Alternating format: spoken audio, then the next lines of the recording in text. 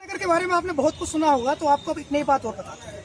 मुजफ्फरनगर में 12 तारीख को मतदान हुआ था। मतदान होने के बाद से यहाँ ईवीएम जहाँ रखी गई है, मंडी स्थल इसका नाम है, कुपड़ा एक जगह है, तो मंडी स्थल का नाम है जहाँ ईवीएम रखी गई है, वहाँ 12 तारीख के बाद से लगातार एक खास दल 11 के बाद से यहाँ लगातार जो है एक खास दल रालोद के जो कार्यकर्ता हैं, गठबंधन के जो कार्यकर्ता हैं या उनके जो समर्थक हैं, उनके जो चहेते लोग हैं, वो यहाँ पहरा दे रहे हैं, पहरेदारी कर रहे हैं। उनका कहना यह है कि चौकीदार चूंकि ईमानदार नहीं है, इसलिए हम पहरेदार आए हैं।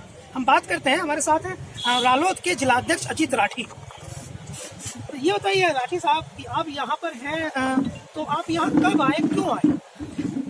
11 तारीख को मतदान था और हम अपने एवं मशीनों के साथ ही यहाँ पर आ गए उसी दिन शाम को। और उस दिन से आज तक लगातार रात और दिन हमारे कार्यकर्ता, गठबंधन के कार्यकर्ता यहीं पे उपस्थित हैं और अपनी मशीनों का पहरा दिया। नहीं राठी साहब, ये मुझे बताइए कि जब आप आए थे, आप यहाँ आकर रुक गए, आप बैठ गए, तो प्रशासन के किसी आदमी ने आपसे आकर ये नहीं कहा कि इसकी जिम्मेदारी हमारे कंधों पर है, आप परेशान मत होइए, हमारे पास बंदूकें हैं, आप चले जाइए घर?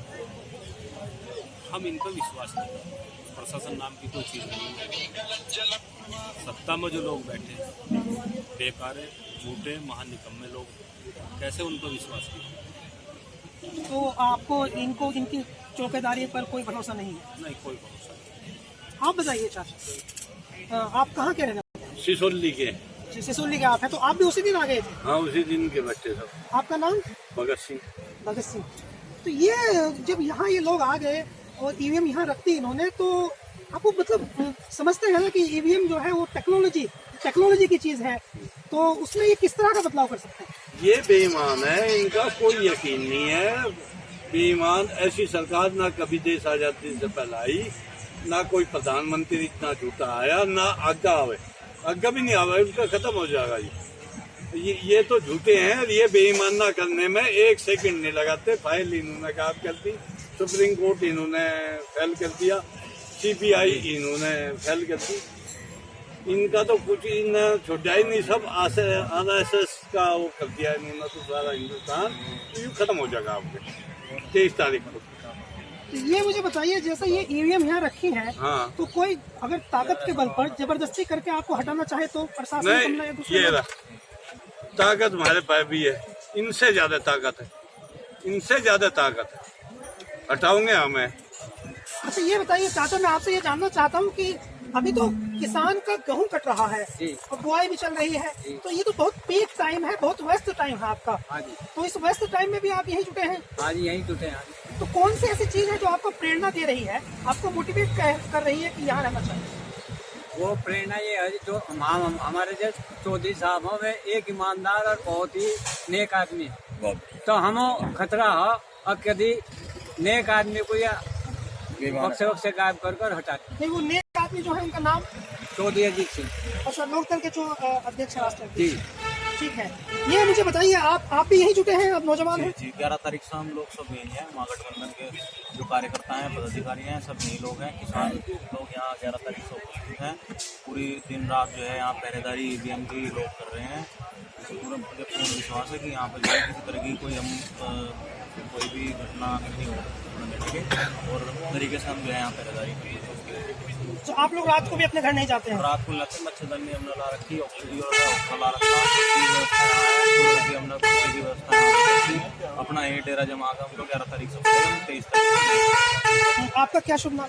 अभिषेक चौधरी। अभिषेक जी, ये बताइए, आप भी यहीं पर पहरेदारी कर रहे हैं?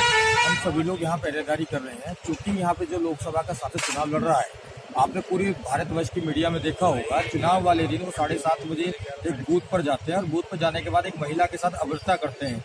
वो चुनाव जीतने के लिए हर हथकंडा उन्होंने यूज किया है। अब वो चुनाव बुरी तरह हार रहे हैं, तो हमारे महागठबंधन के सभी लोगों ने सरकार पर उनको कोई विश्वास नहीं है, वो कुछ भी कर सकते हैं, वो हतोत्साहित है।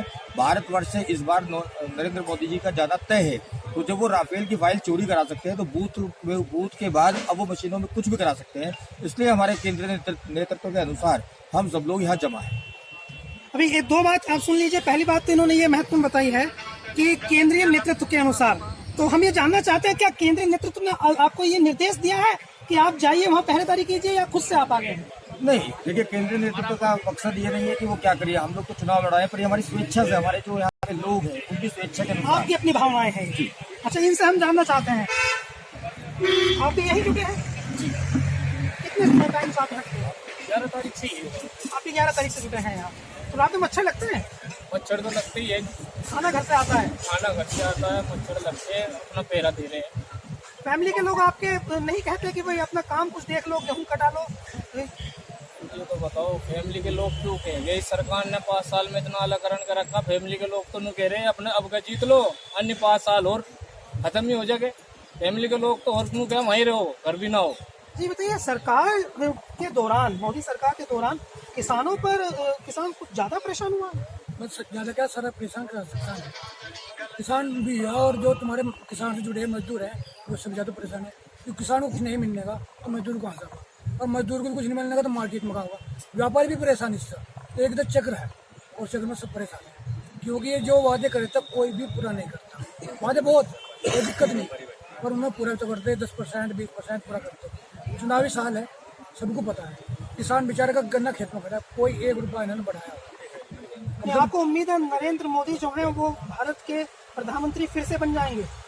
भाई इस तरह तो कभी नहीं बनना जिस तरह फेंक रहे भाई जुमले की सरकार है, वो तो चोर है, चोर तो वही होगा तो सकी नहीं। उसमें एक बात तो बताओ, किसानों के लिए क्या करे? कम से कम चुनावी साल में तो एक गन्ने का 10 रुपये बढ़ाया था, 20 रुपये बढ़ाया था, और सरकार 40-40 50 रुपये बढ़ाया, उसने 1 रुपया नहीं बढ़ा।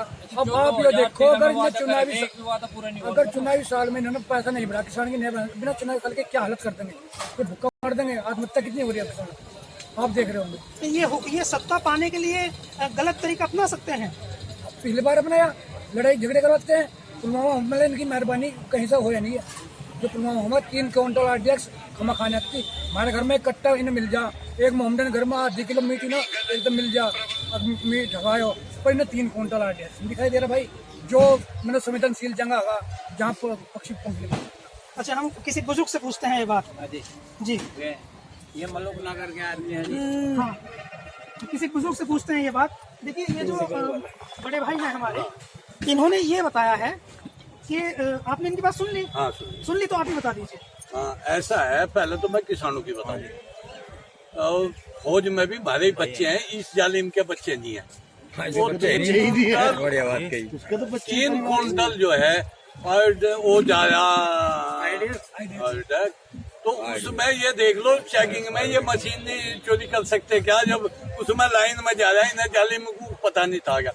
ये हमें आभास हो गया था कि 1 साल पहले कि ये गड़बड़ कराएगा, आतंकवादियों पे कराए या तो पाकिस्तान पे कराए, कुछ भी कराए। क्यों नाटक कर रहा, वहाँ जाके पाकिस्तान में मैं वो वहाँ बम गिर दे, वहाँ चिड़िया का पत्ता नहीं हिला, कोई कुछ नहीं हुआ। और हमारे सैनिक मरवा दिए, ऐसे ये सैनिक ग्रुप है। और रहा किसान की बात है, किसान का बिजली का बिल भी बढ़ा दिया, पावर भी बढ़ा दी, गन्ने का 1 पैसा नहीं दिया, गन्ने का कोई रेट नहीं। क्या महंगाई किसान पर नहीं आई क्या? सही बात, किसान पर भी आई, 10 रुपये बढ़ा देता। ये 2000 रुपये देकर 6000 रुपये का नाटक कर रहा। आप देहात में जाओ, गांव में जाओ कि 10% पर भी 2000 रुपये नहीं आए। अभी 10% पाए पूरे गांव में, बोल पाए नहीं। जो आए वे नाटक बैंक में से वापिस गल की गल वापस।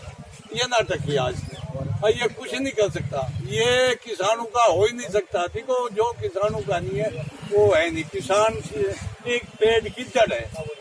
जैसे आप ये फसलों की रखवाली करते हैं, हाँ। तो ऐसे आप EVM की रखवाली कर रहे हैं। अरे हम तो 5 साल तक इनकी रखवाली, योगी और मोदी की रखवाली कर रहे हैं, खेत में ही रहे। हमें तो आदत बननी, और वो आदत यहाँ क्या पूरी कर रहे। ये कह रहे हैं कि ये इनको आदत बन गई है रखवाली करने की, और चौकीदार जो है चूंकि ईमानदार नहीं है तो पहरेदारी आप कर रहे हैं। ठीक बात है ये, तो आप लोग पहरेदारी कर रहे हैं यहाँ मशीनों की।